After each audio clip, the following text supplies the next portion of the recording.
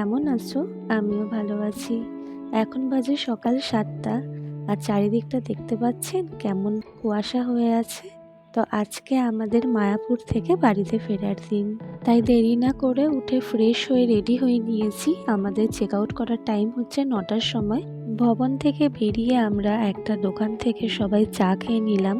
আর আজকে কিন্তু ঠান্ডাটা বেশ ছিল। তো চা খেয়ে নেওয়ার পরে আমরা হালকা ব্রেকফাস্ট সেরে নিয়েছিলাম। তারপরে আমরা বেরিয়ে যাচ্ছিলাম লজের দিকে, কারণ নবদ্বীপে গিয়ে ওখান থেকে টোটো ধরে আমরা চলে যাব কৃষ্ণনগর স্টেশনে। হয়ে যাচ্ছি গঙ্গাপাড় আর ধরে নিয়েছি টোটো।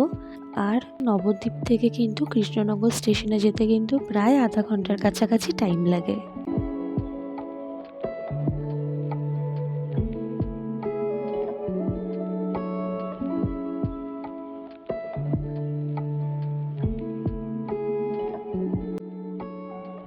উঠে পড়েছি ট্রেনে আর আমাদের ট্রেনও ছেড়ে দিয়েছে। আর এখন বাজে 12টা 20 মতো।